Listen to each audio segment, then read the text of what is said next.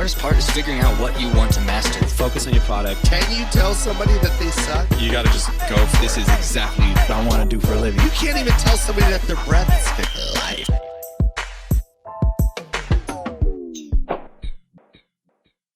Ben, welcome to the pod. Thank you. I'm excited. Me too, man. You want to know why I'm excited? I'm not only excited because, so you're a pro at this sort of thing, which is going to make my job really easy. But we also met up to have lunch the other day because you do a lot of like speaking, stuff like that. And that's something I want to learn more about and try out in the new year, because I think if nothing else, it'll make me better at podcasting. Yeah. So I just think it's cool because you kind of have that, like, you know your story, you know kind of your lessons, and you've been able to see what resonates with people. And you know what I mean? Like, I just think that's the cool thing that I like about it, even for podcast practice, is it seems almost like stand-up. Like, you can sit on a microphone by yourself and tell your story and tell the lessons you learned all day long, but getting people's actual reaction and seeing what they're resonating with has to be a little different, right? Yeah. And it's kind of interesting because now with social, we always want to connect with people, and it's almost like we get a parody of that with social. Like, it's almost like you think you're connecting and you feel that like itch for a second, but you're not actually scratching it. Yep. So when you speak, you can actually see the reaction, you can feel it, and it feels like you're like making real time impact. And so it's cool. But I mean, I never set out to be a speaker, it was just something that kind of just happened over time, which I guess is like what happens, when you're sort of going down the path. But yeah, it's good to like look people in the eye and then chat with them. Yeah, and I also think it's the next kind of progression. Like, that's what I'm feeling with the podcast stuff, is like, you've built an incredible following and platform and like really affected people.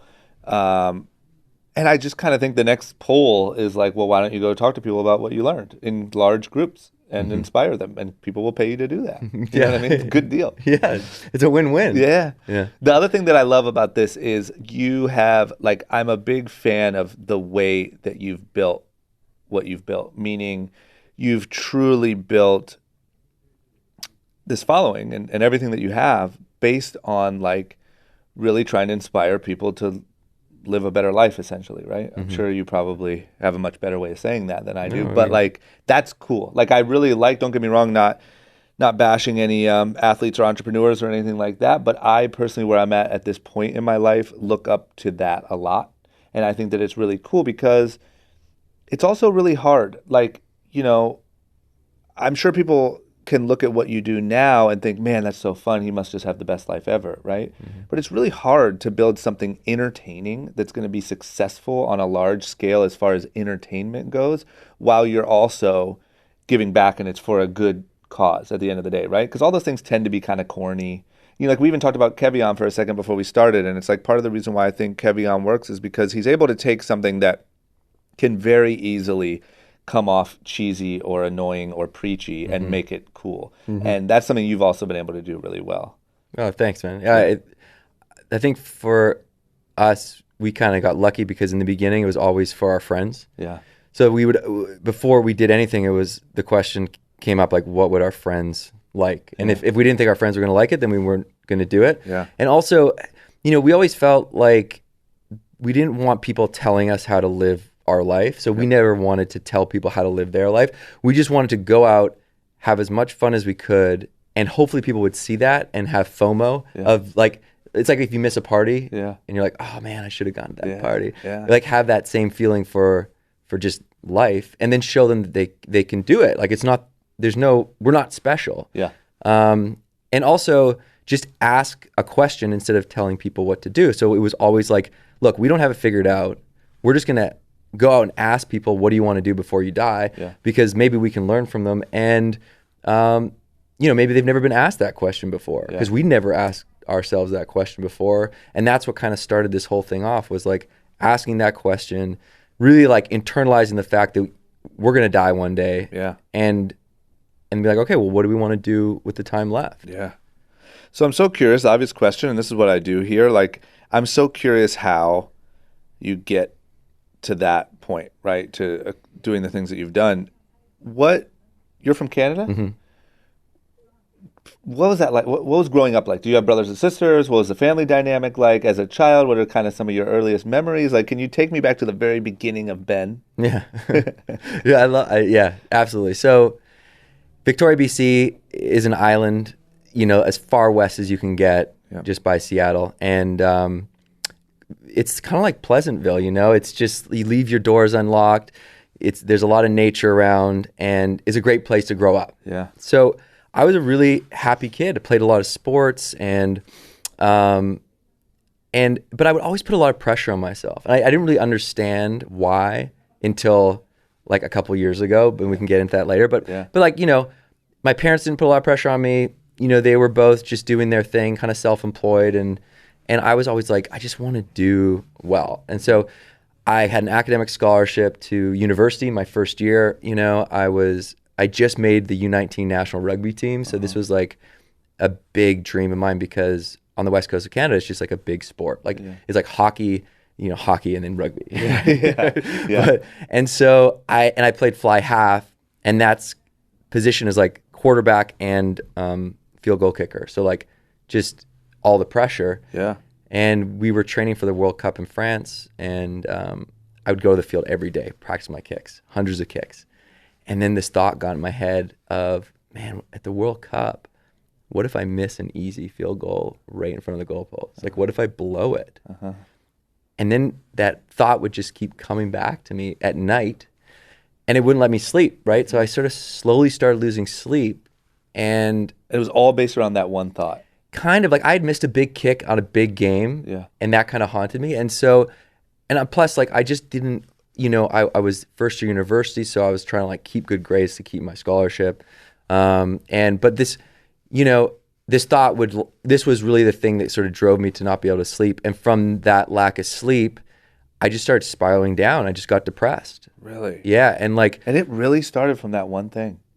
Yeah. It was like that was kind of the catalyst, was just not, just worrying about messing up. Yep. Right.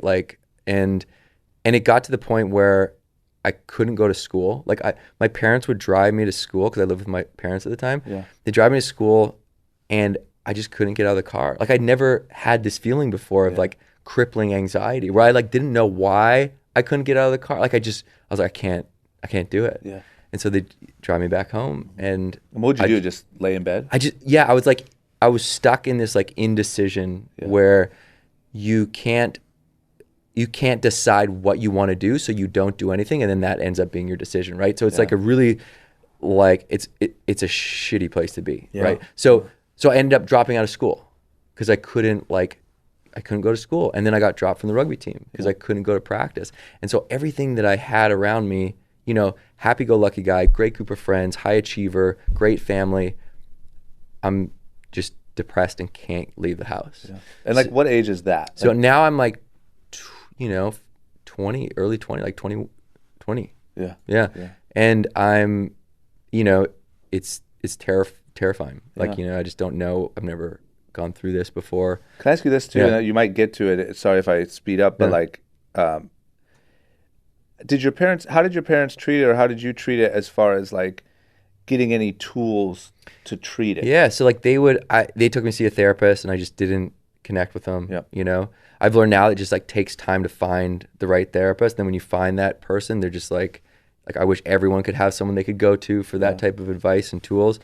And, just tried different things, and nothing really worked. And then my friends came, and basically at the end of the semester, I dropped out, and they were like, yo, we're going to a new town to work for the summer. Like, we want you to come. And they'd kind of planned that they were going to bring in, like, I didn't want to go. Yeah.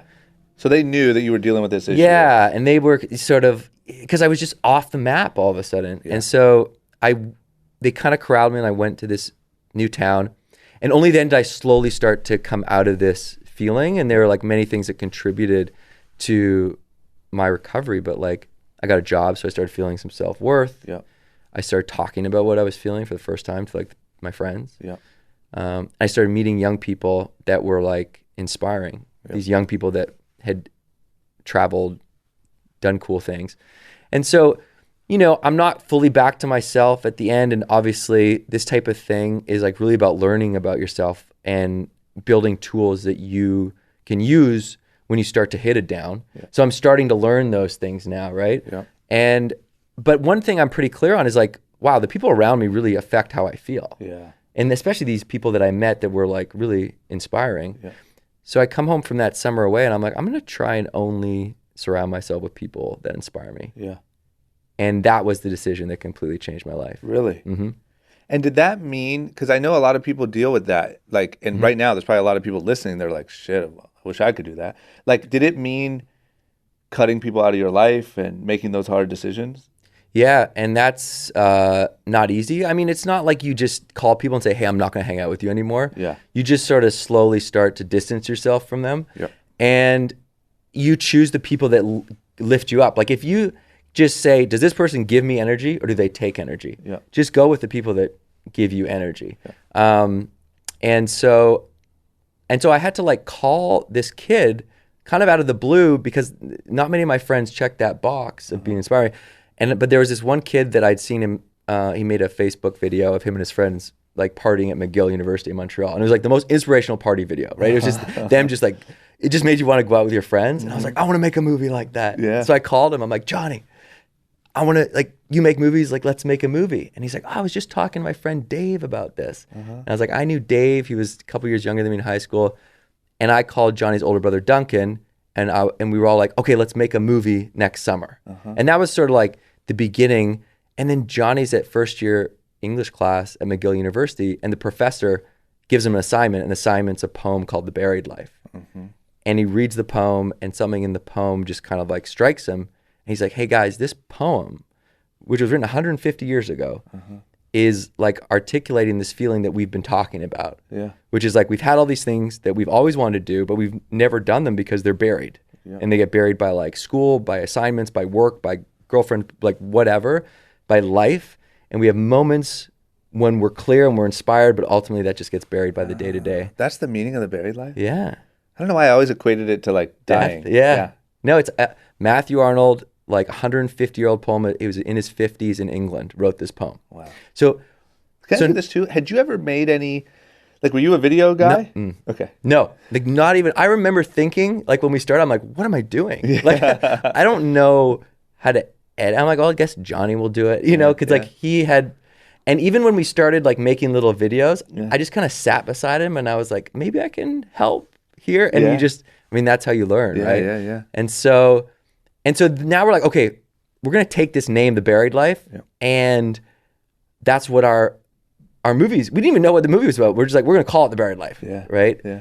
And then we thought, okay, how do we unbury these things that we want to do? And that's when we came up with this question, what do you want to do before you die? Yeah. Because that thought of death was the only thing that shook us enough to like realize what was truly important. Yeah. So the answer to what do you want to do before you die came the list. And that's like how the list was sort of born. Yeah. You know, so you guys all sat around and made a list of all your ideas? We went away to our separate corners, like everyone made their list. Yep. And then we came back and we all went through and we're like, oh, that one's good, that one's good. And we kind of like, we were doing it on Skype because like we were on separate sides of the country and going to school. And what was like, at the time, what year was this roughly?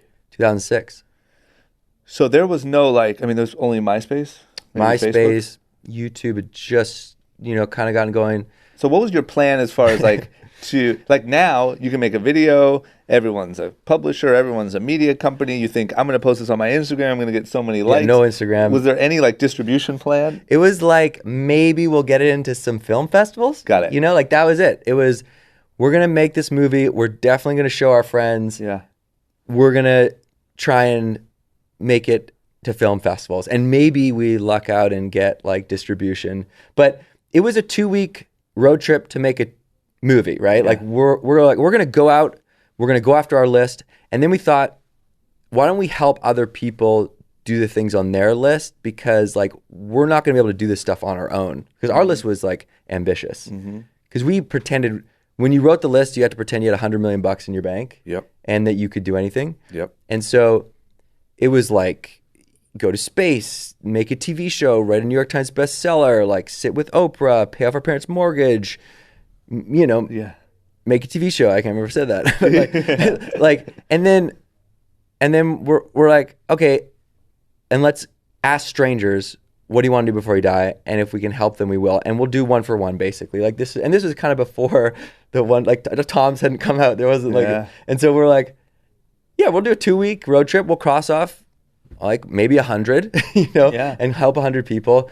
And then that, that was the end of the summer. We were going to go for 2 weeks. And the first part of the summer, we just hustled to pull it together. Yeah, that's what I was going to ask, is the obvious next question is, how did you fund it?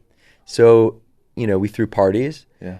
I went to a stoplight party in Australia that was like so much fun, which is like you wear red if you're dating someone, green if you're single, yellow if you're sort of undecided. I've never even heard of that. Yeah, it's a great party. Everyone should throw it. That's great.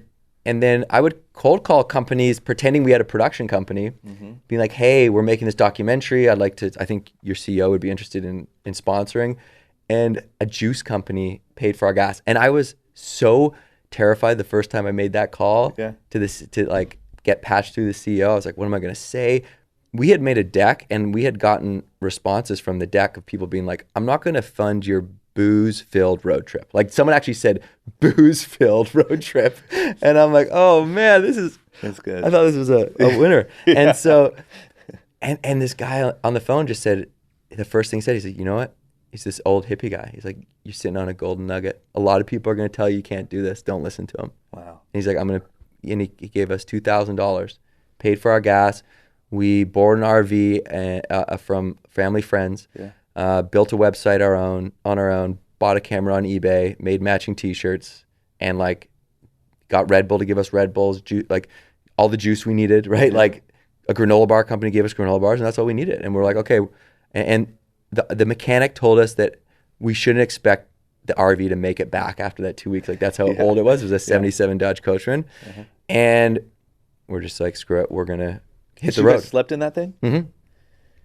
Man. And then you came to the U.S. to do it, or you did in Canada? So, yeah. So this is a long story, so I'm going to just try and truncate it. So now this is like up to our first road trip in 2006, right? Yeah. So we've hustled everything together.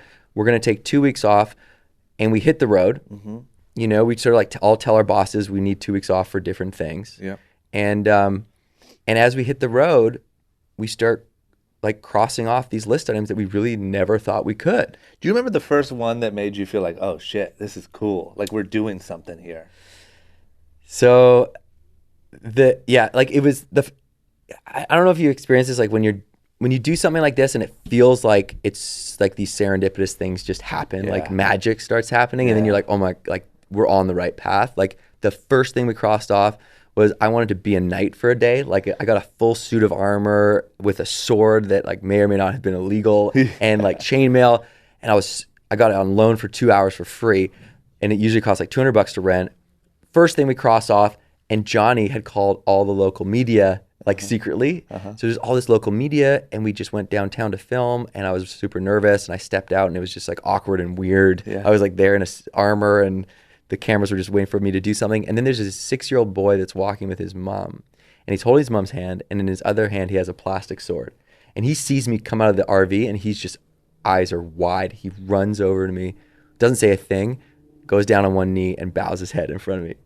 And so I'm like, whoa. Okay. So I knight him, right? And without saying a word to each other. Nothing. I couldn't even talk because I had this huge helmet on. So I knight this kid, and then like next thing I know, all these kids start coming out of, it feels like the bushes, like all these kids start gathering around, and I knight all these kids in a row, and the photographer, the news cameras are there, photographers there, and we leave the next day as our first day of the road trip, and we were feeling good because we crossed that list item off. Yeah. And we realized we'd actually crossed off 2 list items, the second being make the front page of the newspaper. So it was like me in the night uniform and this kid, and so that started now it was like traditional media, right? Like it was still before social. And then so it was like Johnny, Dave, Duncan, the 4 of us just on this 2-week road trip. And the first person we helped, we gave this guy like a truck that he had lived in a homeless shelter, and like got himself out of it by starting his own landscaping business. Lost his truck, his business was in peril, and this like new and used car dealer gave us a truck for like 75% off. Yeah. $480. And we just gave it to him. And it was like this feeling that we'd never really experienced before, which was, holy, like, that made a real impact in this guy's life. Yeah. And, we had never experienced that. And so, after this 2 weeks, we're like, wow, this is, we got to keep doing this. Yeah. And then a producer saw us on the news. He was like, have you guys ever thought about making a TV show? And we're like, well, number 53 on the list is make a TV show. Yeah. And we went out to meet the Canadian networks. They ended up making us an offer. Yep. And as we read through the contract and sort of understood what they wanted to do, like they were going to take control and bring in this person, change that. And we're just like, man, I don't know if we should do this. Like this is working for us and we're going to lose.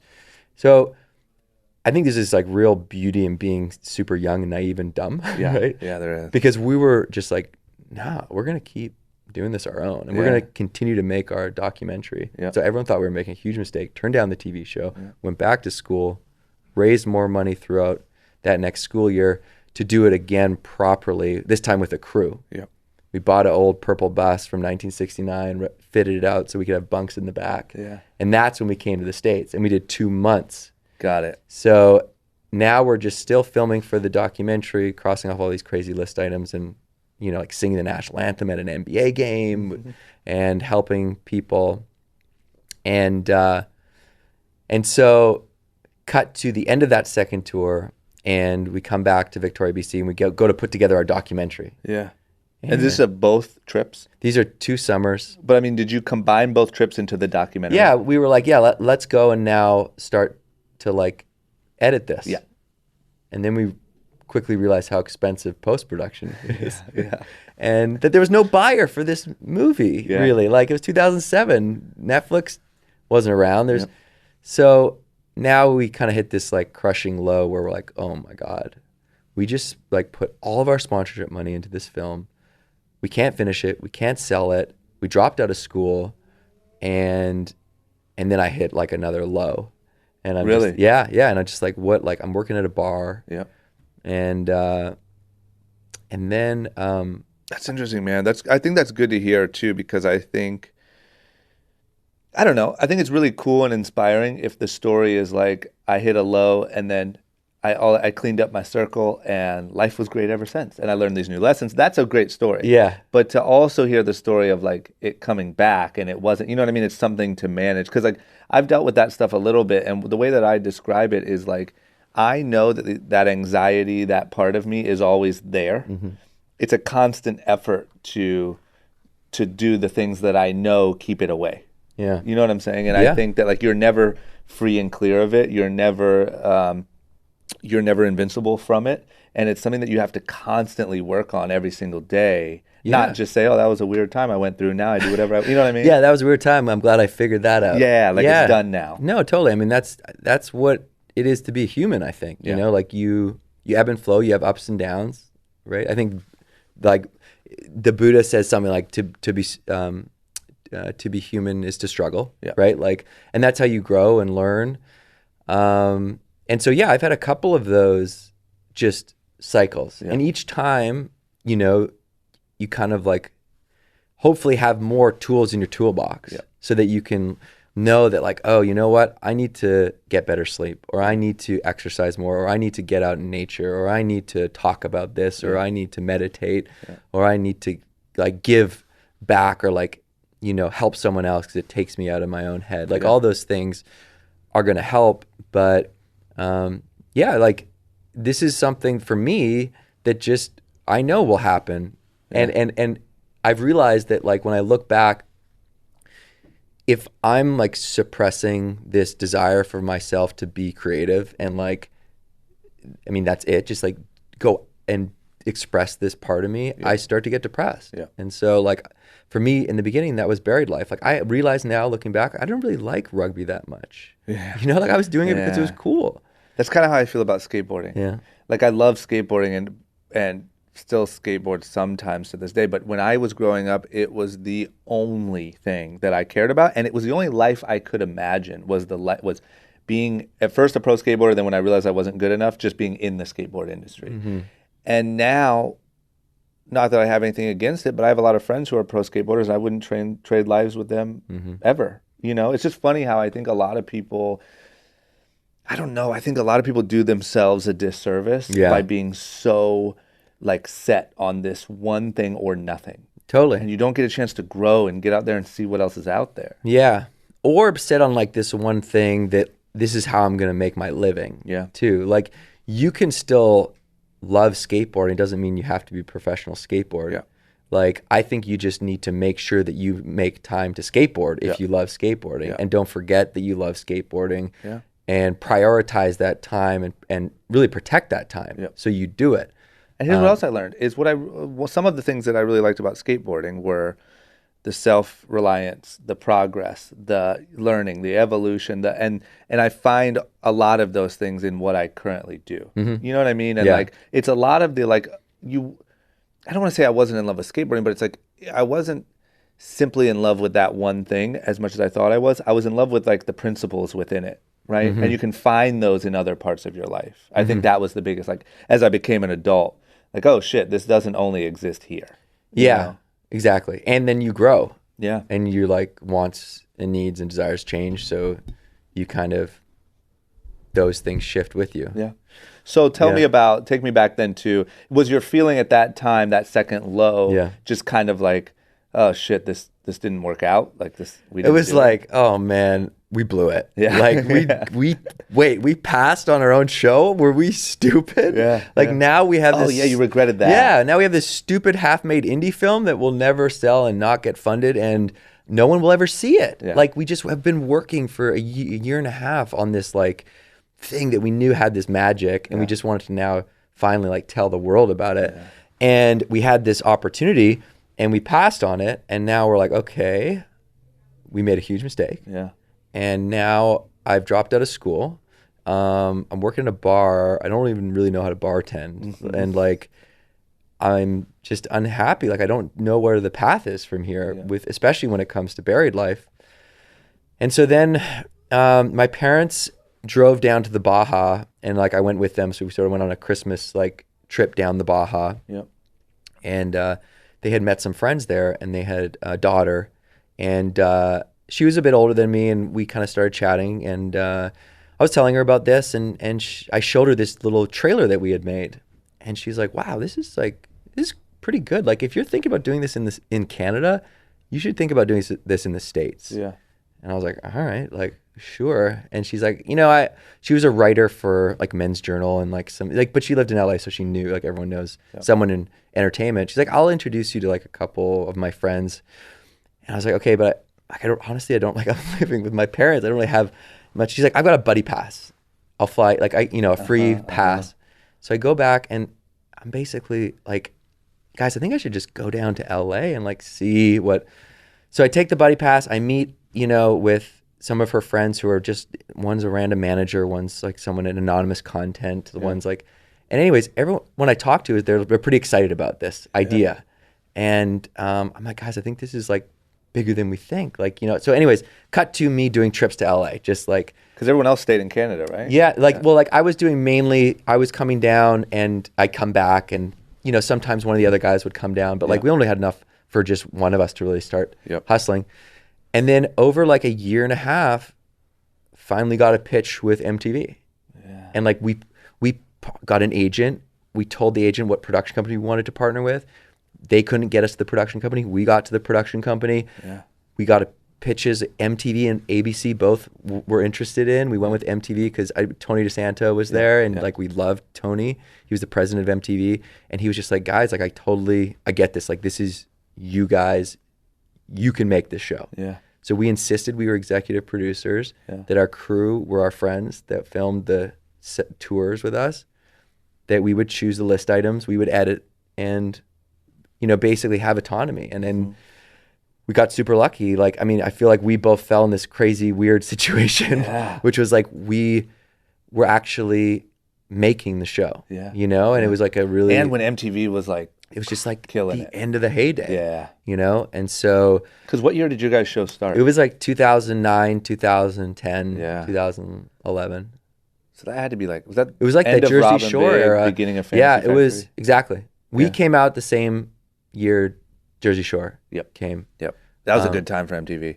It was And then the pinnacle, yeah. my other question was, other than like cut-ins and stuff like that, like about your guys' story, did you Yeah. reshoot all the content for the show, or did you use the? Yeah, we reshot everything. Yep. So then we're like, okay, we got the show. This was always the biggest dream, was like MTV America. Like coming from Canada, Yeah. it was like, this was it. And we were like, whoa. Was that a moment you remember? Like, was there a moment of like, Oh we my have a God. fucking TV show? Yeah, because it took so long and we got the call. I remember I was like in Victoria and I went and I filmed going to see Home. Like I filmed my dad when I told him, and he just started dancing. And my mom, like, it was this sort of like, we drove our bus. Like, by the way, we bought this bus off a nudist in Vancouver. It's like this big purple, like weird nudist bus It's amazing. down to LA. Oh, that's what you did? Yeah. And now we're like, we have no experience in television at all. Yeah. Like same, like it was just, I'm sure it was the same with you. Like Yeah. it was just like falling into it. Yeah. And now we were like, but we came in like we were running the show, and like Yeah. people hated working with us because we didn't know what we were doing. But we just like, again, we just wanted to make something that our friends would like. Yeah. And we would be filming on the road, and cuts would come in, and they would be awful. Yeah. And they would be locked. Yeah. And we would pay editors out of our own pockets, send the copy to Tony at MTV, and he'd say, okay, we want to use yours. And that's how we started to build a rapport. Wow. Good for you for having that level of like, you know, I think a lot of people, like when it comes to like a big thing like an MTV or anyone like that, you just kind of let them Cave. mess it up. You know what I Totally, mean? totally. Well, I think that's what it's probably the same with you. Like, it helps when you have friends Yeah. that you're working on this stuff with, because like if you feel like caving, someone will be like, no, Yeah. we have to do this. Or if you feel like you're down, they pick you up. And so now we're just like, okay, we have to go after the most impossible list items and really like change people's lives. But it was like this balance where we're thinking, okay, we got to make this entertaining, and it's got to be fun, and like, you know, it's got to be this balance. And so it's just got to, that's always the tricky part, is like making it so it's meaningful, but it also like it's just like fun to watch. yeah. So And then what about when the show premiered? Was that just like the all-time like greatest moment? I just feel like that had to be the greatest moment ever. Like you guys, this little idea of like, let's drive around and, you know what I mean? Like scrap money together. And now it's like premiering on MTV US when it's like huge moment. It was I remember MTV, they were like, we're going to bring you to New York for the ball drop. Like, we want you guys to be there. The show hadn't aired yet. Yep. And we went to like Times Square, right, for the ball drop. And we didn't really think we didn't know what they were going to have us do. But we got these like 80s like snowsuits from a thrift store, like neon and different colors. Yeah. And as we got there, just before we left like the building at MTV, they were like, okay, you guys are going to be doing the ball drop live. And we're Like commentating? like, what? Like, we're going to be saying the numbers on like in the middle of all those people? Yeah. And they're like, yeah, okay, let's go.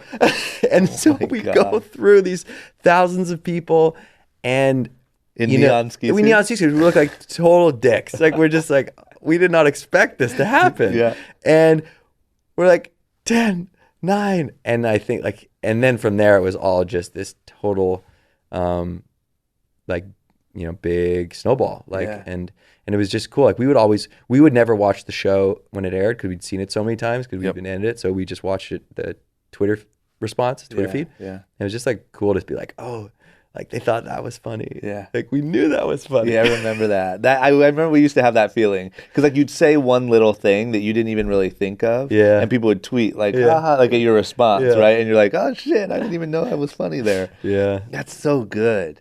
Yeah.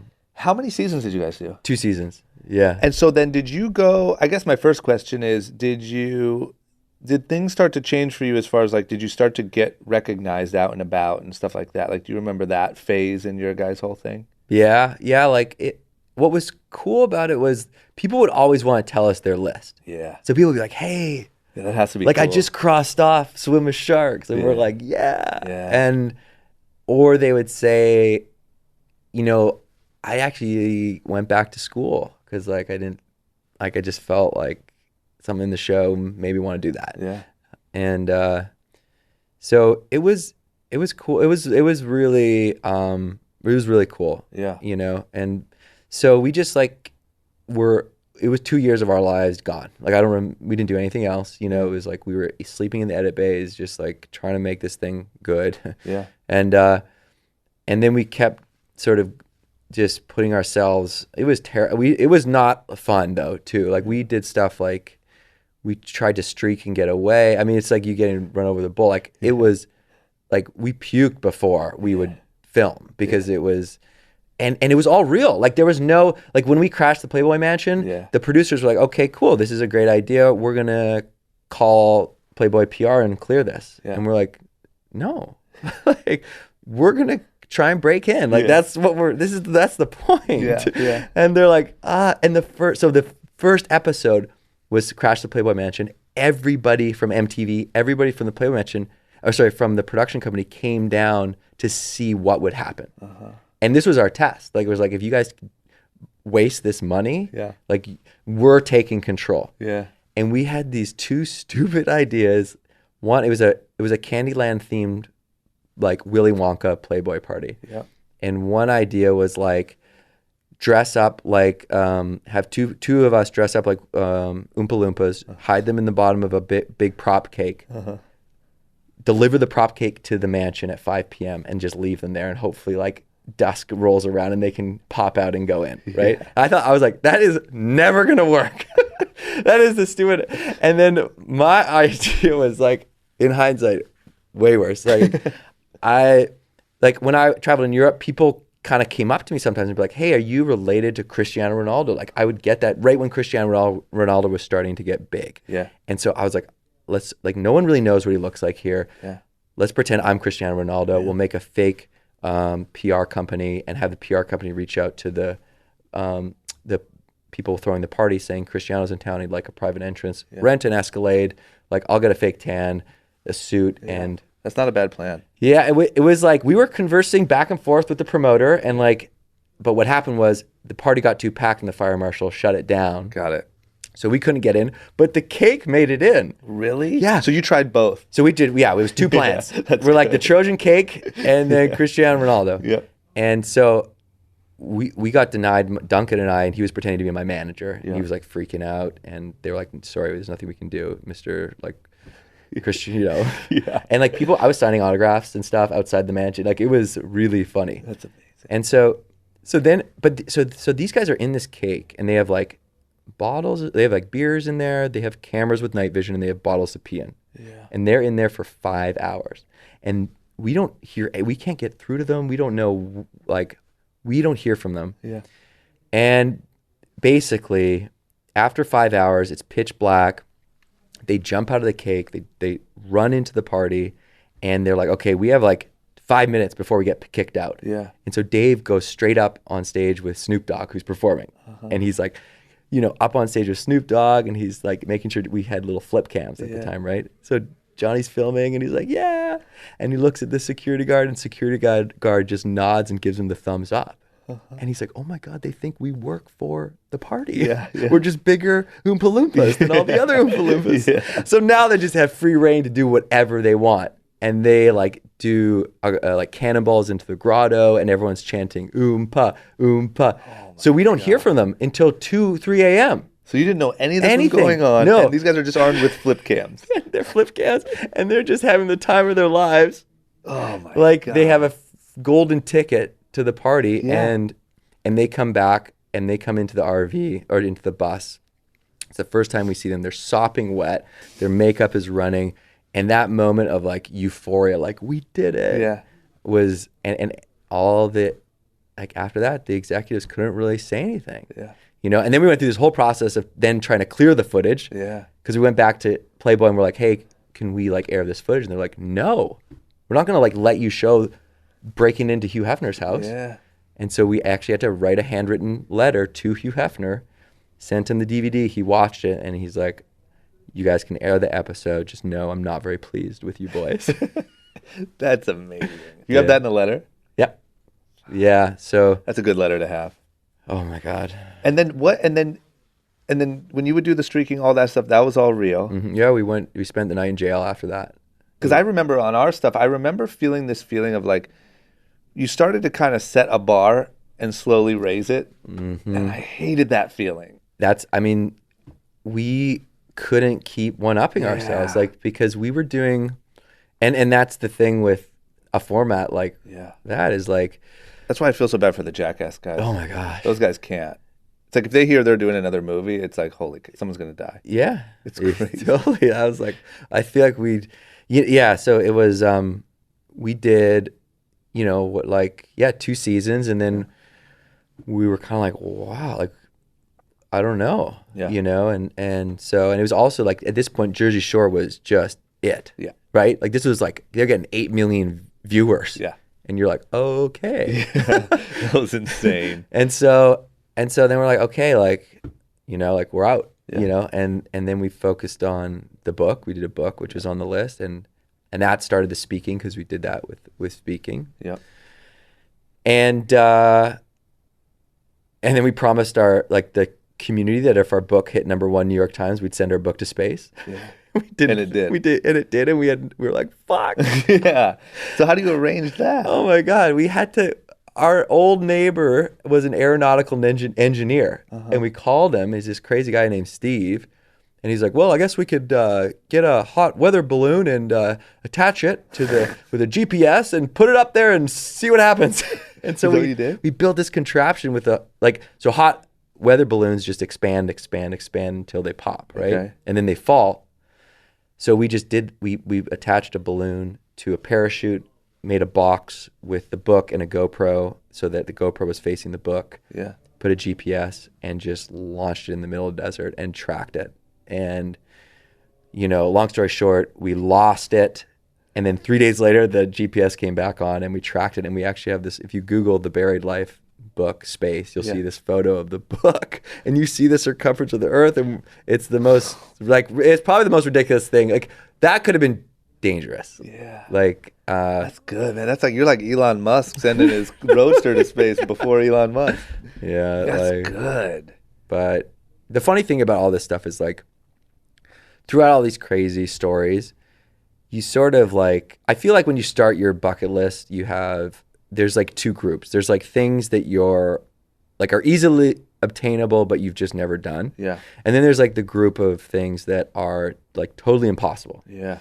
And over time, that gap between those 2 things, those 2 groups of list items gets shorter and shorter, like, until you're like, one day you're like, you know what, I could maybe actually one day maybe do that thing. Yeah. And then you're like, you know what, I'm gonna like try and just like this one thing that might help me get to that thing. Yep. And then you look back and you're like, holy crap, like I did all those things that I thought were impossible. Yeah. And then, like, once a couple of those fall, I feel like there's this shift that happens inside of you, like at a very deep core level, where you suddenly realize, it's almost like you wake up and you're like, whoa, like anyone can do anything. Yeah. And like once that switches, that flips, moving forward, it's not you asking yourself, can I do that? It's asking yourself, do I want that? Yeah. Because you know it's like imprinted into your DNA that you can do it. Yeah. But it's you know it's gonna be hard, and you know that, like, you're gonna have to put yourself in compromising positions. But if you really, really want it, you can make it happen. And that's what we didn't expect with Buried Life, was that changes the way you live your life. Yep. You know, that changes how you make decisions. And so this 2-week road trip totally redefined my outlook. Yeah. You know? And I would almost argue that changing your friend group, you know, was like one of the core moments of that whole thing. When I track it all the way back, it's like simply surrounding yourself with inspiring people led to brainstorming, led to, you know what I mean? 100%. And it was being proactive in that, like, reorientating your circle, right? Like, I had to make, like, I had to call Johnny 3 times because the first 2 times he didn't pick up because he was just like, I don't know who this is. Yeah. And like, Just be I my only knew friend. him because he took my sister to prom. Yeah, really? Yeah, and I was sort of like, wow. And what, there was something about the way he was that just inspired you? I just, this video, he would make summer videos of his friends and he screened them at his house for the neighborhood. And you're just like, that's sick. And I was like, this is so cool. Like, I want to do something like this. And this video of him and his buddies at first year McGill at Carnival, which is like the Olympics of drinking. Yeah. And it was like his version of Jackass and like having fun. And so it was, I grew up like, I love Saturday Night Live, and I was just like, I want to make a show with my friends. Or like, I want to make a movie with my friends. And I was like, I guess this is like the way to do it. And so that call started it all. And yeah, just that simple decision. It's so nuts. I feel like one of the most, like, I don't know what the word is even, like, not therapeutic, but like, well, I don't know. One of the most important elements of this whole thing is like understanding that what you are capable of, you know? And I just think like that's at the foundation of so many of my own issues, so many people's issues, is like, you just get to this place where you start to feel like boxed in and like life isn't working out for you and your opportunities aren't good. And there's just nothing you can do from this day. You don't know where to start. Yeah. And I think like, I wish there was almost a like program that you could go through that was like, here, we're going to make a list of things and you're going to attack them and you're going to learn, you're going to stretch yourself and learn what you're capable of. I mean, I feel like that's just, I don't know, man. When I hear these stories, I think I've been really fortunate in my life to do a lot of things I didn't think were possible. And that has definitely opened my eyes to what I'm capable of. But I still find myself getting in ruts and stuff like that, right? And I just think there's something so important about remembering to push the boundaries of what you're even capable of. Yep. And just writing shit down and like, you know what I mean? Like, is that something you go over at your speaking stuff or? Yeah, like I think that, well, I mean, 2 things. One, so like sort of seeking that discomfort and that uncomfortable feeling, that fear, that anxiety of like, I'm going to look bad. I'm going to fail. Like all the feelings that come when you start to think about those things. I've sort of realized that I try and tell myself that is actually a feeling that is potential growth. Like when I'm, you know, for instance, someone asked me to do a TEDx talk, right? I got an email and I looked at it and my initial reaction was like, nope. Yeah. Like, I don't want to do that. Yeah. Like it's going to be a ton of work. Yeah. It's going to be on the internet forever. I don't know what I'm going to say and I don't really want to do it. Yeah. That's what I would do today if I got that Yeah, email. totally. I'd be like, And I almost replied, sorry, I'm not available that day. I would love to, but I can't. Yeah. And I just thought, you know what, let's just like give it a second. And I kind of go through my day. And deep down, I'm like, I had this feeling and I'm like, fuck. Yep. I know the reason I don't want to do it means that I have to do it. Yeah. Because by putting myself into that position, I know that something good is going to come from it. At the very least, it's going to force me to grow. Because what that does is like, when you feel uncomfortable, you grow. Yeah. So this is something that is keeping you accountable. Like you have to grow. Yeah. Because you have a deadline. Whereas like with personal goals, there are no deadlines. So you always push them off until tomorrow, which is why most people regret the things that they didn't do, not the things that they did, because there's no consequences. Yep. So when you put yourself in a position where there is a consequence, I'm going to stand in front of a bunch of people and look like an idiot if I don't push myself and put in the time. And so I said, okay, I got to do this. So I do it. And my goal was like a TEDx talk with 1 million views. Like that was the goal, was like millions of views. Yeah. And like, it didn't get 1 million views, but someone saw it and they asked me to come speak. Yeah. And then I came to, and then I spoke at that other spot. And then I got asked to come speak again. And then that shifted really like what I'm doing now. Now I'm speaking full time. And it's kind of reconnected me to all these things that I think are really valuable about buried life, which are like, you know, these things that we just talked about, like stepping into that discomfort. And also like how I think people can actually do those things that they want. Like I think writing it down is so important because it's such an easy thing to do, but it actually makes a difference. Yeah. Like you're 40% more likely to achieve your goals just by writing them down. Yeah. Like that's such an easy 40%. Like everyone should do that. And it also builds a bit of accountability because you're taking something that's a thought and you're making it real. Yeah. So you want to build that accountability or else it's just easy to push this stuff again and again. And the second is share it. Like if you talk about the things that you want, you know, and I think that there's a fine line between just all talk and no action. Yeah. But there is a lot of power in talking about something that you really feel passionately about to your friends, to your family. You start to feel accountable to those people that you talked about. When I posted my New Year's resolutions on Instagram, I think about that all the time. You did it this year? Yeah, like What are they? Do you know? It was buy a house, which I actually crossed off this year. Early. And it was like I want to do another big, like I want to do like a podcast or an Audible, like an audiobook. Yep. I wanted to go to Bali, so doing that. There you go, crossed off. Yeah. You're starting the year strong. Yeah, no, this was last year, so I've already had a full year. Yeah. Do you have one for this year?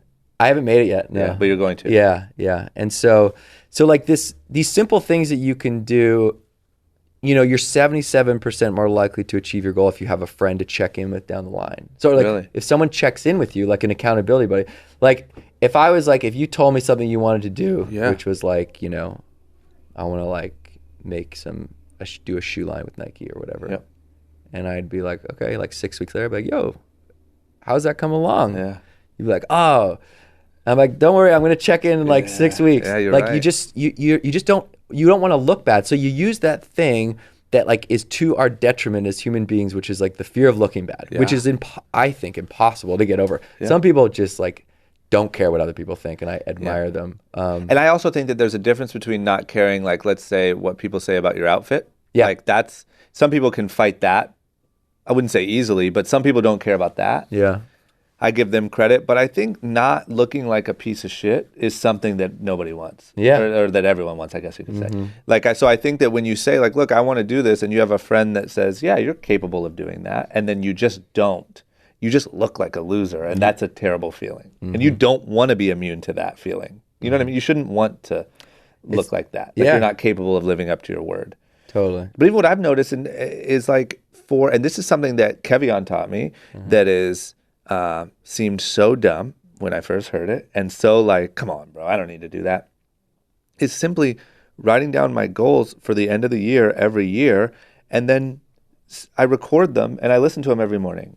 And what that has taught me is, now that I've read more about this stuff and I understand a little bit more, is you're not only writing it down, but you're almost holding yourself accountable every day. Because every morning when I get in the car, I hit play on that before I let myself listen to podcasts or music. And it reminds me every day, like, don't forget, man, this is the thing. And like, if you think you have a better idea, go ahead and say it, but it's probably not a better idea. It's probably going to lead you right back to this. And that's what I've learned is I'll say I have a goal. Like I could write down at the beginning of the year, here's my goals for the new year. And I could never look at that list again. And what happens to my brain is I start to maybe think one of them's stupid because I really don't feel like trying that hard, or I'll get sidetracked on this other thing that could be interesting, or blah, blah, blah. But at the end of the day, it all comes back to what I knew the goals were for the year.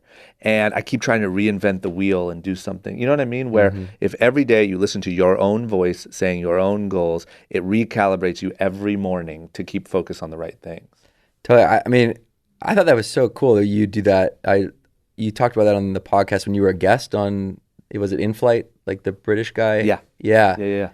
And that you say your goals, record them, and then put them under music. Yeah. And then listen. I was blown away. Yeah. That's awesome. Thank you. Yeah, like that is. And that was literally so that just like reinforces every day. Yeah. What you're. It's almost like I like to have like I just have this simple reminders app on iPhone. It's like the native app. It's just you can make little lists, and I just have my top list is big ideas, and those are the like really what I want. Yeah. And I just try and like at least every couple of days come back to that and be like, am I working towards all those things? And it's the same thing. It's like, how can we create a system for ourselves that works for us to remind ourselves of these things? Because if we don't have a reminder, they get buried. Yeah. And that's what people have been talking about for hundreds of years. That's why the poem was written.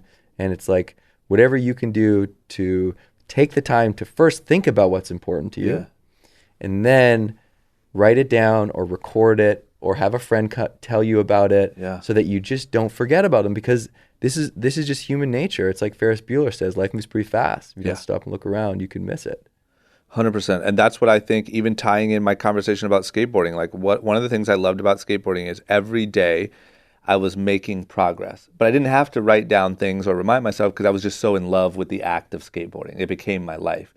But in my normal day-to-day life, I'm actually just as in love with that same progress. The problem is you forget. Like, everyone knows the story of being like, oh, one day I'm going to, fix up that room in my house, or I'm going to do this thing, I'm going to do that. And you just never get around to it. Yeah. And like the real happiness comes from saying, this year I'm going to fix up the room, I'm going to lose 5 pounds, I'm going to this, I'm going to that, and then actually doing it. It's almost a piece of what you said about gaining that like self-confidence is now all of a sudden you start to feel like, oh shit, I can write things down and actually do them. Because subconsciously, if you say I'm going to fix up that room one day and you never do it, your brain's telling you like, you can't do shit. Like you're a loser.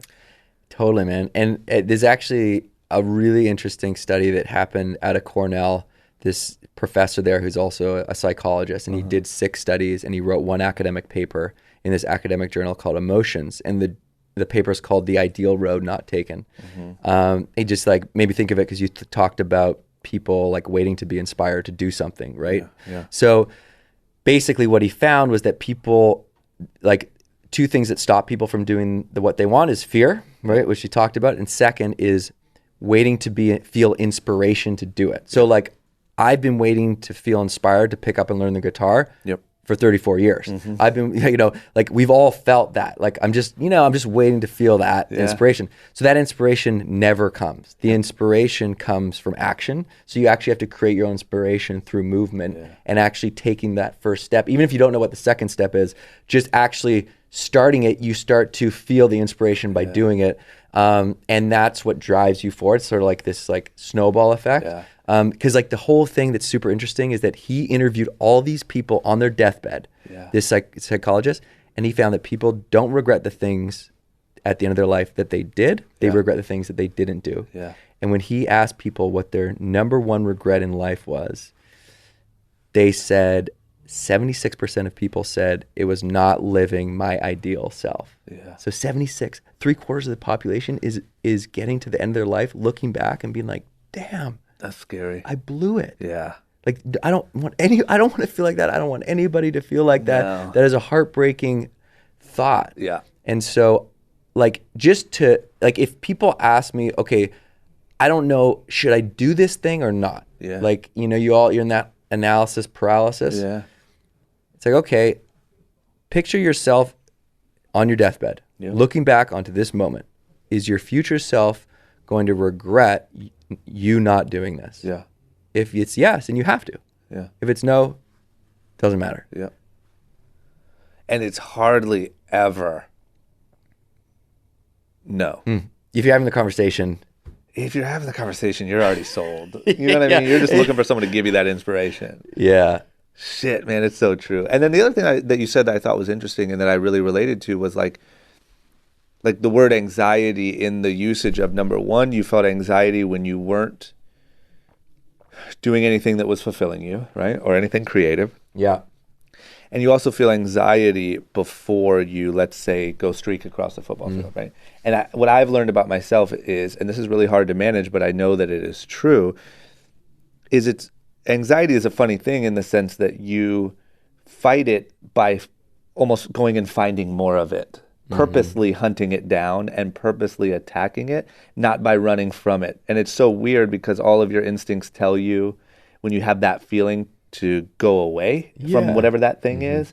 And it's just I think a lot of people deal with those feelings, and it's just interesting how you really have to teach yourself that, like you said, when you feel anxiety, when you feel those things, you know that that's probably an opportunity for you to grow, and you have to attack the source of that feeling and go into that thing, not face every single logical thing in your brain that's saying, just go home, dude. Like, you don't got to deal with this shit. You know what I mean? You would think that would cure it. And it's one of the only things, like if you're hungry, You eat, it feels better. If you're, there's so many, something hurts, stop doing it, it feels better. But with anxiety, it's one of the only things that if you stop doing it or don't do the thing, it actually makes it worse. Totally. So interesting. And it's if you think about, and I think, well, like, so we're going through the mental health crisis across the country and around the world. To the point where like 1 in 3 middle-aged women are on antidepressants. Yeah. Like, everyone, is sort of will be affected by this because 1 in 4 people struggle with mental health. So if you don't struggle with yourself, someone that you love will. So this is like a conversation that needs to have. We need to have this conversation and just sort of, if anything, break the stigma around it, because like something that happens so often shouldn't be stigmatized. It doesn't really make much sense. Yeah. And when you talk about like running away from anxiety, what you're doing is effectively you're pushing it down. Yeah. Right. And it has to go somewhere. Yeah. And it has to bubble up in like this explosion of emotion, or with a disease, or with, some sort of mental, break. And, but when you talk about it, and whether it's to someone that you actually care about, or friend or therapist, you start to realize what it is and what's causing it. Mm-hmm. And that, it's actually not as scary when you talk about it. It's much scarier in your head. Yeah. And then you start to learn these things that you can do in your mind to actually change how your body reacts to it. So like someone told me, I was like, man, I'm really like nervous for this. Like I had a commencement address and I was like, oh, my leg was shaking in the rehearsal. Yeah. I was like, my leg can't shake in the rehearsal. All the important people are behind me in the procession. Like this is bad news. And she was like, well, you know what? Like, anxiety and excitement are basically the same feeling. Yeah. So when you start to feel anxiety about speaking, it's actually excitement. So just think about it as excitement. Yeah. So the next time I got anxious, I was like, told myself, that's excitement. Yeah. And then I was excited to speak, and it was like so quick and easy. Yeah. And so like when you step into it, that's uncomfortable, but that's how you grow. Yeah. Yeah, those are the tools that I think are so important that just aren't offered, Like I just think, I think we should treat sort of mindset and personal growth and achieving things like that the same way we treat like phys ed in school. And I think that we should treat, mental health the same way we treat physical health. Yeah. And to me, it's just crazy because I feel like I came into this like LA world and doing the TV stuff and the brand stuff and had some early success and had a great time, but I didn't have those tools. I still had like, Akron, Ohio, not reading a lot of books, like just didn't have the tools. And so when those things started hitting me, like my biggest, I think, phase in that feeling was like around 27.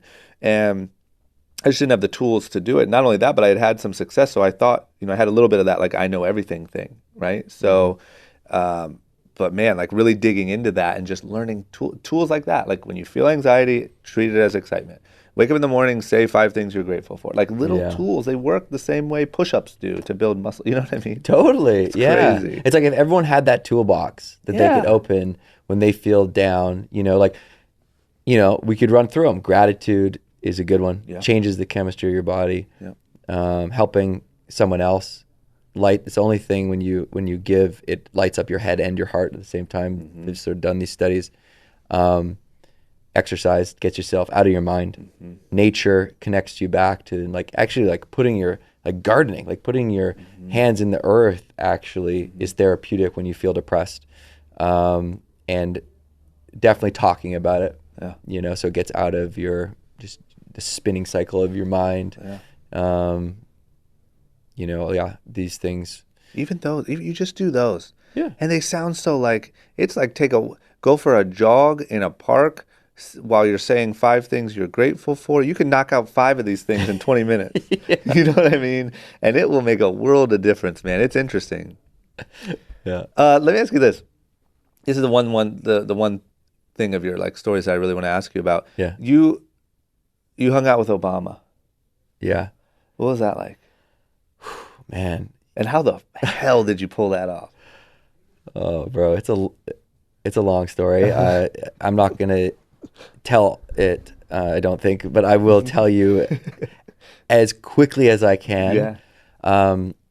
So we tried to do it in the show, right? Like, and MTV said that's not a good idea. You shouldn't do this, and we're like, we're doing it. Why? Because it was political? Because they just didn't think we could do it. Yeah. They're like, guys, Like, abandon this one. yes, like this Stick is a with the waste streaking. of money and time. Yeah. Like, at least the streaking will get a good like episode. Yeah, yeah. Even if you fail, like a bunch of phone calls to the White House and like Yeah. is not cool. So we found anybody in Washington that had an email that was listed online or on their website, and just sent him an email being like, we're in DC, we're trying to play basketball with the president, can you help us?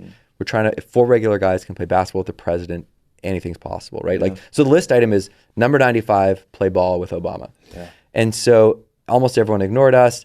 Lower level officials would meet with us, and if we could convince them to let us to talk with their boss, like they would pass on word above. And so we're lobbying in DC, trying to play basketball with the president, all the way up to the Secretary of Transportation, who calls the White House in the room and is like, these guys will cause no embarrassment to the president. I vouch for them. I endorse them. Hangs up. So we're just like, whoa. Okay. And that was just based off your meeting? Just how you carried yourself in the meeting? Yeah. And like, we went Senator McCaskill. Like, we were moving up the chain, trying to just get up to the top dog. And this is as high as you could go. So this was, getting the endorsement. And then we got word back, and the press team was like, no. No, sorry. The Obama's scheduling team said no. So we got an official no. And then we learned that there was these secret basketball games that happened in Washington. They were all set up through Reggie Love, that was his right-hand man, his body man, who had played basketball for Duke. So he set up all the games. And, we heard he worked out at the YMCA every morning at 5:30. We went there at 5:30. We didn't see him. We saw the Secretary of Treasury and like followed him into the pool with like just a towel and nothing else, and like awkwardly stopped him in his lap when he was doing his laps. And we're like, hey, can we email you about this thing we're doing? He was like, get out of here, because he saw Secret Service like eyeing us in the window. So did all these crazy things that it was like dead end. Yeah. We sent emails to Reggie saying like 7:30 on Thursday, basketball game, bring the president. And we showed up at the court, and no one, they didn't show up. So we basically did whatever we could and then moved on. And then I got a phone call from a blocked number, and it was Reggie Love. And he was like, what's this I hear about you wanting to play basketball against the president and I? And I explained to him why. He said, you know what? I like this. Like, I think I can make this happen. Give me 2 weeks. I got to run it by the press team. 2 weeks go by, and he comes back and he calls and he says, I talked with the press team. It's not going to happen. We're like, no. And so, he felt bad. He thought it was going to happen. We all thought it was going to happen. And he's like, if you guys are ever back in DC, let me know. I'll show you the White House basketball courts. Yeah. So we're back in DC. He gets back to our email. He says, come by the White House. We don't know what to wear, so we go rent tuxes from a prom rental store. Meet him, and Reggie shows us the West Wing and shows us the White House basketball courts. Wow. And we're like, it's pristine. There's a presidential logo on each hoop, and there's one presidential basketball. And we are just completely in awe. Like, when they let us into the gates of the White House, first of all, they recognized us from when we had been there before, holding up signs. Yeah. And they kicked us out. We were wearing 70s basketball uniforms. Yeah. And they're like, get out of here, you monkeys. We're like, no, we have an appointment, man. And they let us in. And then we're just in the White House. Like, there's no chaperone. We're just walking up to the most famous house in the world. We're like, what is going on? And so Reggie's like, shows us the basketball courts. And we say, Reggie, we had snuck in our trusty flip cams in our underwear. And we're like, can we just film this for a second? Like, our friends are not going to believe that we were here if we don't have something. And he's like, yeah, president's not in town, so just like film. Just don't post it. So we're like, okay. So we're filming, calling our buddies, being like, hey, we're shooting hoops at the White House. Yeah. And you just hear, oh my God, it's the president. And President Obama strolls on the court, surprises us, is like, hey guys, heard you're in town. Thought the least I could do is come and shoot a basket with you. And we're all like, what? Wow. And it totally like blew all of our minds, there's a White House photographer, and we're just shooting hoops with him. Yeah. And like, we like asking him questions. Like, what do you do? You just forget he's the president because he's so cool. Yeah. He's like the most disarming, awesome human being that I've ever met. Like when you shake his hand, you can just feel that he is a great, great person. Yeah. And like someone that is just like will go down in history as like one of the most influential people you will ever meet. Yeah. You can just tell by the way he shakes your hand. And so but then you forget he's the president because he's so cool. Yeah. And so we're trash talking him, trying to hit shots he's missing, and he's working on the healthcare bill, and we're like, yeah, we're Canadian, we got it figured out. Yeah.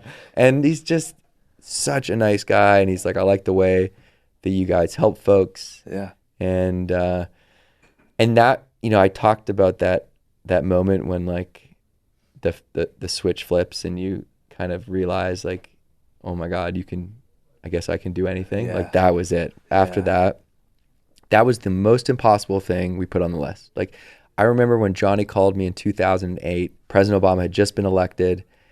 Johnny had just finished reading The Audacity of Hope, which is his book. Yeah. And he was fired up and he said, Ben, let's play ball with Obama on the list. And I laughed at him. I was like, Johnny, you're calling me from your friend's laundry room that you rent. Like, this is absurd. That's the type of thing you wouldn't even want to write down. Yeah. I was like, this is the most impossible thing. Yeah. And he's like, yeah, but how amazing would it be? Holy cow. And like to go from that to and that. And the surprise of it all. Not for it to be like this setup thing. I mean, that would have been great anyway, but like, hey, we're flying out to D.C. We're going to meet with the president. This is insane. You're just sitting there playing basketball and you just hear someone say, oh my God, it's the president. And you turn around and we have it on film and it's like this surreal moment where we just like, you don't know what to say. Yeah. Jesus. Where do you go from here? Like, what's coming up for you? I just feel like you've become, I think whether you would admit it or not, like a master of content. And you know how to take these moments and package them up. You know what looks good. You know what works. And we're in obviously the age where content is everything. You obviously still have a lot of a passion for this stuff because you're going around speaking and whatever. Like, what do you do next? I think like I love doing this stuff and just talking about it, because we never really talked about it before because we didn't want to tell people how to live their life, So we had this big aversion to being preachy in any way, shape, or form. Like we didn't want to be like Tony Robbins, although I do love Tony Robbins, but we just didn't feel like that was going to resonate with our friends. And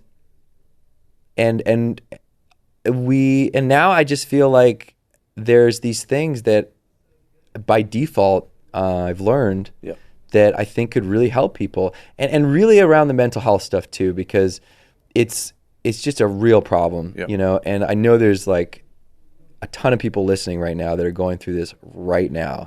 And that's okay, and if you're going through this tough time right now, especially if you're young and you've never been through it before, it will pass.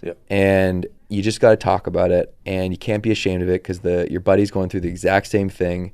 And so like just to be, continue to tell my story so people know that, look, if he went through it and I'm going through it, then that's okay. Like may not be okay in this moment, but like in the long term, it's okay for me to talk about it. And so, I just think that I want to continue to talk about these stories and the things that I've learned and how that, like, look, at the very least, one of the biggest things that I've learned is that, and this is what I didn't realize when we started Buried Life, because I used to think that a bucket list was selfish, right? Like we didn't tell people what we were doing in the beginning because we just were like, it's a little self-serving for us to go after our list. Even the documentary itself was just going to be about helping other people. Yeah. But we're like, we'll do our stuff on the side because it'll be fun. Yeah. And so,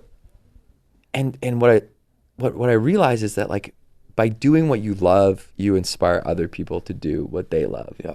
And that ripple effect goes very far. Yeah. And it's hard to quantify and it's hard to actually measure.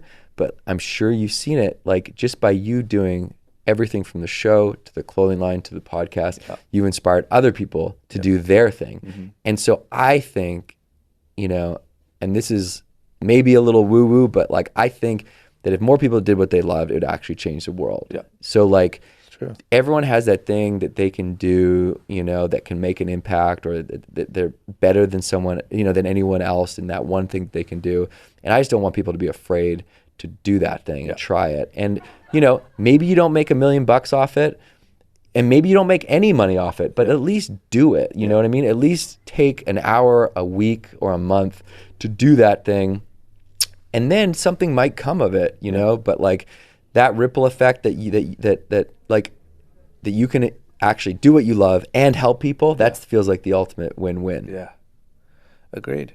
And I think a lot of times, like the good guys and girls out there that are doing inspiring stuff don't always talk about it. Like kind of how you felt when you were doing the show, right? It's like, well, we don't want to tell people how to live their lives.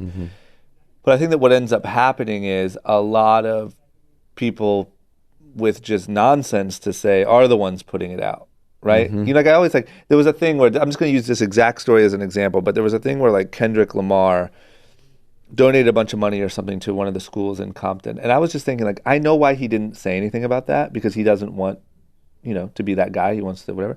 But man, if more people like Kendrick Lamar showed that it's cool to give back and to look out for other people and where you came from, whatever, I just think it would be a little bit more trendy to you know, to be a good guy, as opposed to like, you know, there's internet trends of like just pouring your Xanax out on a table, or, you know what I'm saying? Like whatever the shit people kind of glorify.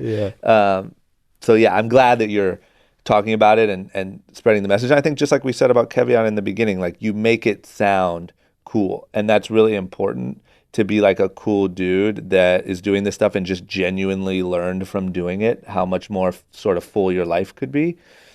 You know, it doesn't sound preachy. It doesn't sound anything like that. So I think you do a really good job. Oh, thank you. Yeah, you as well. Because like, I think that like the way that you've been able to communicate the things that you've learned throughout this whole process just like feels really digestible and tangible to everybody. Like, you know, even the simple, like this is the truth. Like it was you talking about affirmations that actually got me thinking, like, you know what?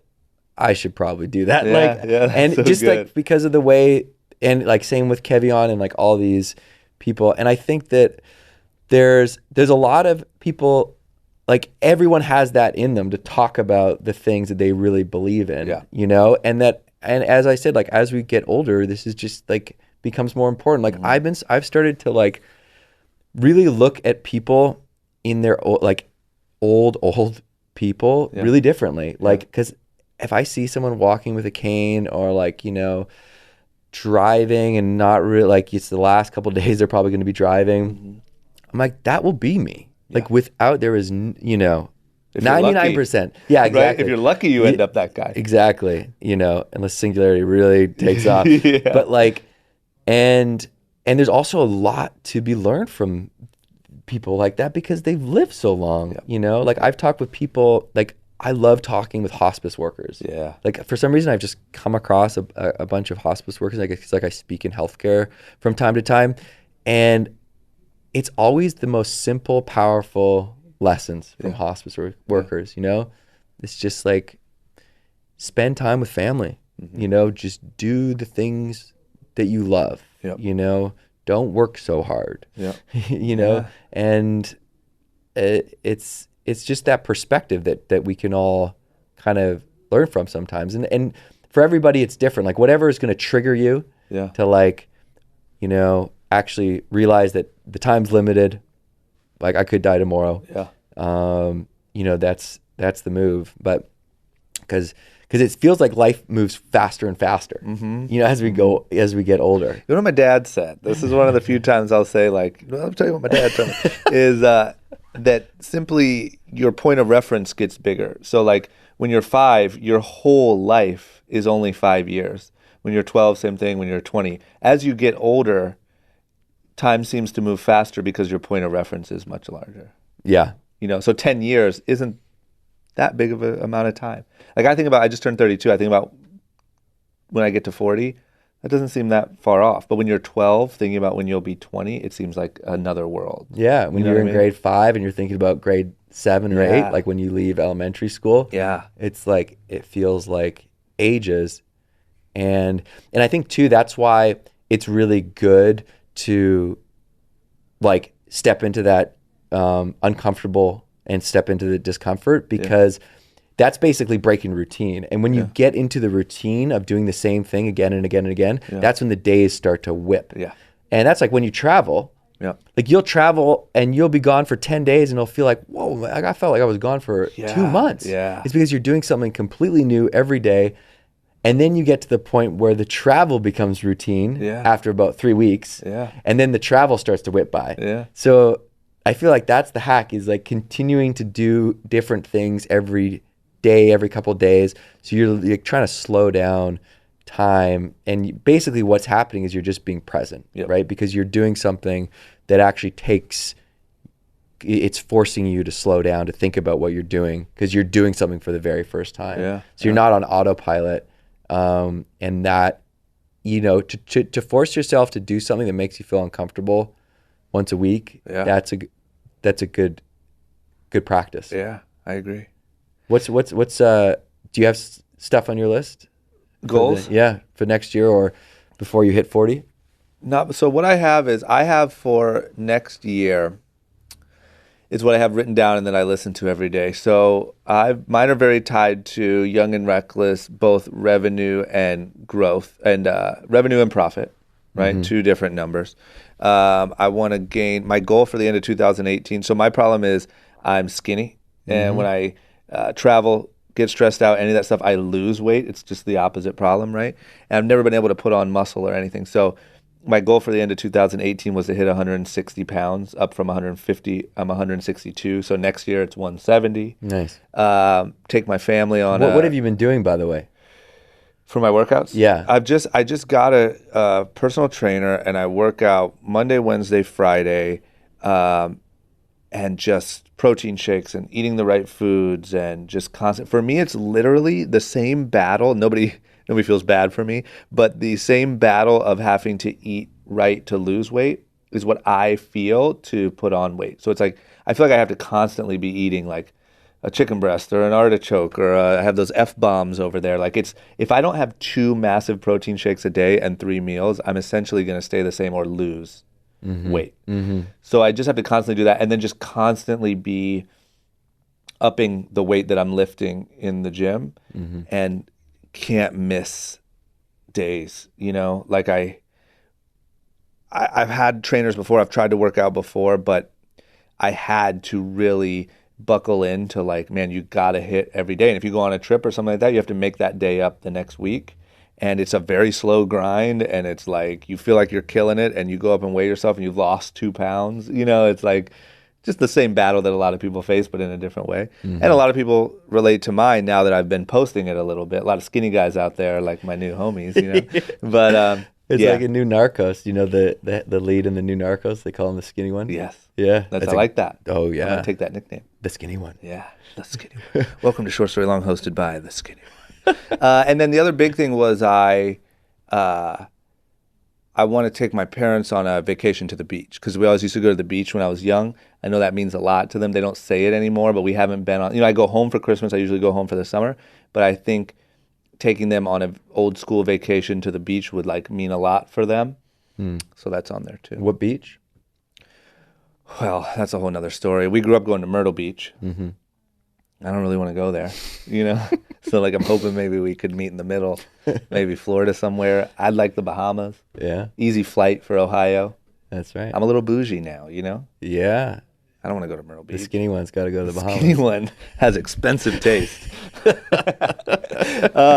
but that's, I mean, mine are very, like I said, it's very tied to like direct number of revenue. Like I'll do this or more in revenue on Young and Reckless with this amount of profit or more.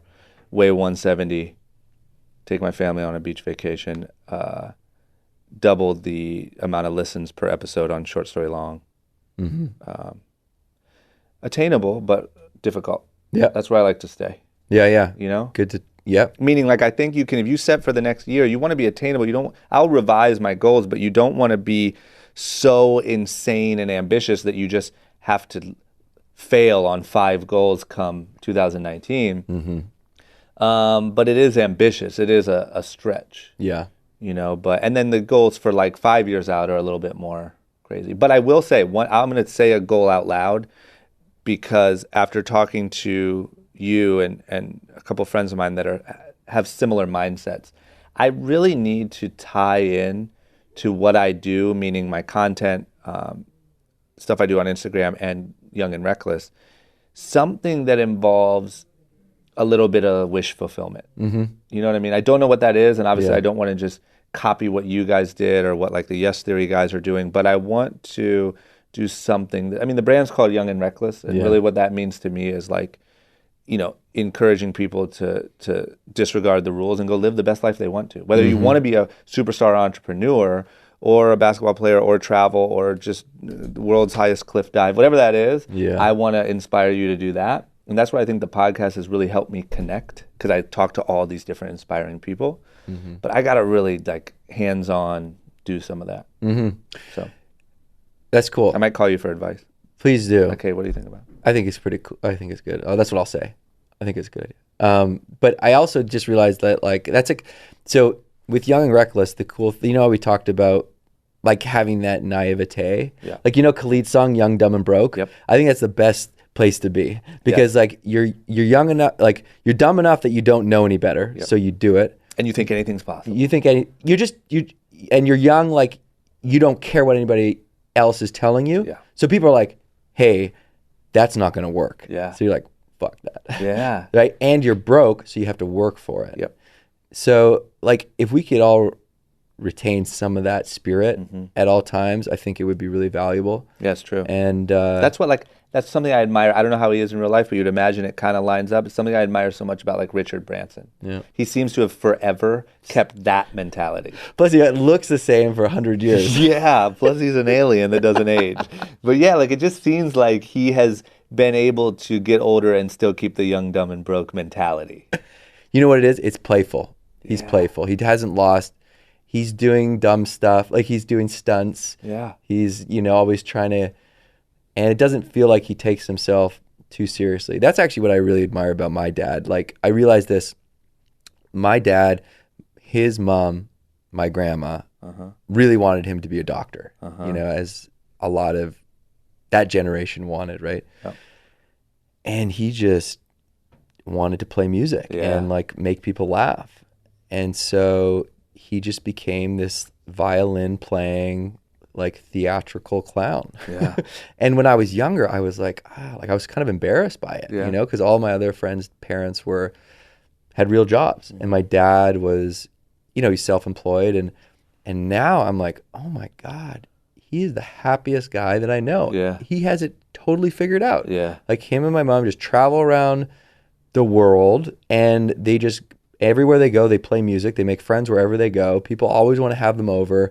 And they're just, they haven't made a ton of money, but they don't need a ton of money. And they have the best life. And they're like, have that Richard Branson where, like, you can tell people that have lived that way when you meet them in their 60s. Yep. They just have an energy about them. They're like lighter. And that's the 24%. Yeah. That's what I feel like. The 24% that has no regrets. Yep. It's a smaller portion of the population, but everybody, should try and evade the fate of being in the majority of the 76%. And, it's just, my dad has been able to do that. And it's like it's the most admirable thing. Because at the end of the day, what do we want? Like we want to be happy. Yeah. And we want meaningful, connection. And there's actually a really interesting podcast that is, I don't know if you listen to Sam Harris at all, but a little bit. I think we may have talked about this at lunch, but he did an interview, and I'm forgetting the author's name. Wasn't it Joe Rogan? There's two that I told. Yeah, the sleep one is super important that we can just touch on. But this is about addiction and depression. And if you Google Sam Harris, addiction and depression, I believe the author's name's Harry something. And he's basically saying the opposite of addiction is not sobriety. The opposite of addiction is connection. Mm-hmm. And that what we're doing with prescribing antidepressants, which are only 17% effective, is is really treating the effect of this of what is really the symptom of what's happening, and this symptom of not having meaningful connection, which is why social media is tough, because it's like you think it's a connection, but it's the opposite. And so this like meaningful connection and meaning in work and all this stuff can really fight, addiction and depression. And so that's a good listen. And the other one is, if we're on the book tip or the podcast tip, is a book that I'm really into right now is Why We Sleep. Which is, and there, if you don't want to read the book, that's okay. Listen to Joe Rogan's podcast where he interviews the author. And basically, it blew my mind how important sleep is to your wellness. And it is not a pillar of wellness like sleep, diet, and exercise. It is the foundation that all the other pillars rest on. So you can be working out 3 times a week. You can be having your 2 protein shakes and doing everything, but if you're not getting in 8 hours of sleep, you are not going to be putting on weight. Like you're just going to be less effective. And so just really interesting stuff on sleep, and how like if people say they're the type of person that only needs 6 hours, that actually. What's that percentage of people that are like that? It's like 0.0. It's rounded to a full number. The percentage of people that need 6 hours or can live off 6 hours with no detrimental effects is 0. So good. And like, and it also like a lack of sleep causes, there's proving is can cause cancer, because your antibodies fight cancer and you don't have the antibodies if you don't sleep. Alzheimer's. So all this crazy, it is a mind-blowing book and podcast. Get your sleep.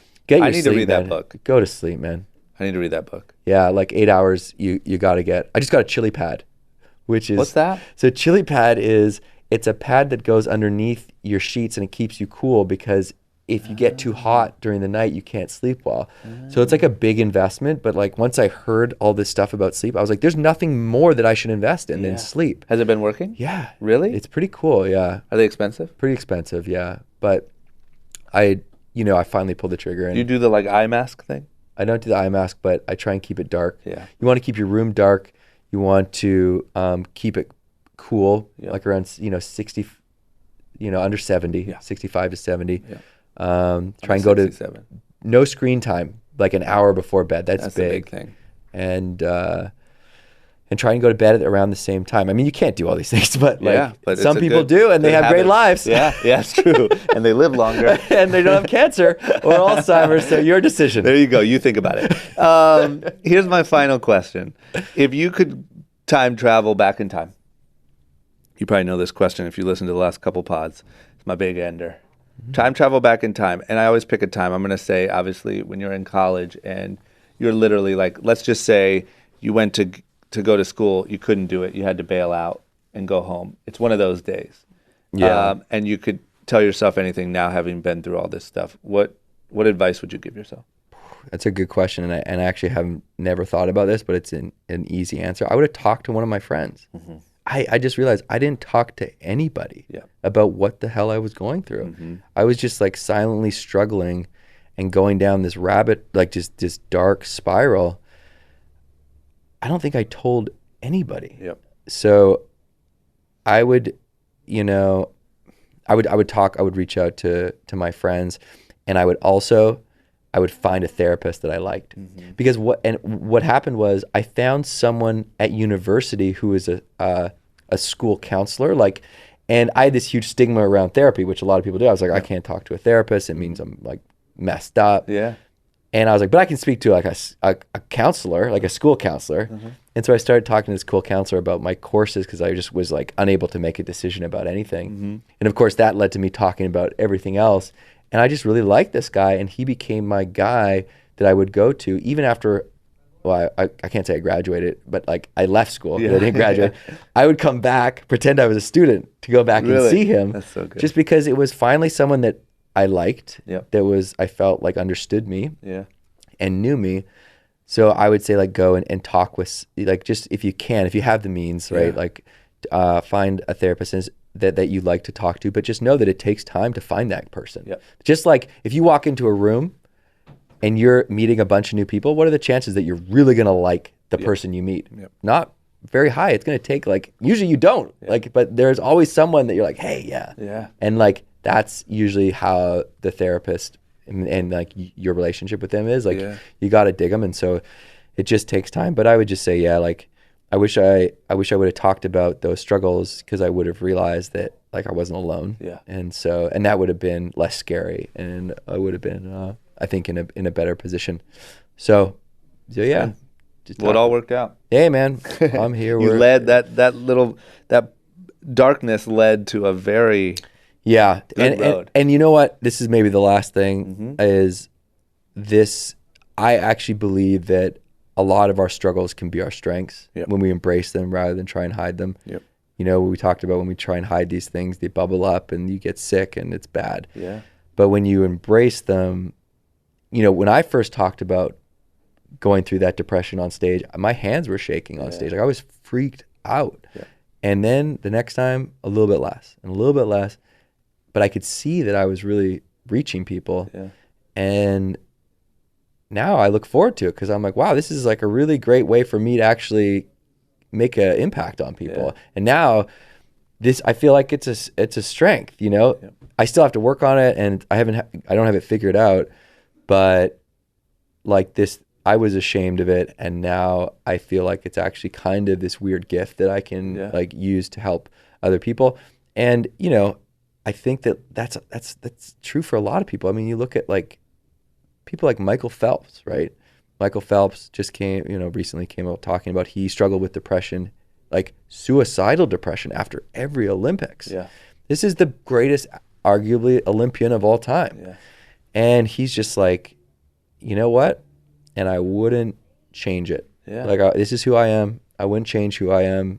And if I can help one person by talking about this, it's better than all the gold Olympic medals that I've won. Yeah.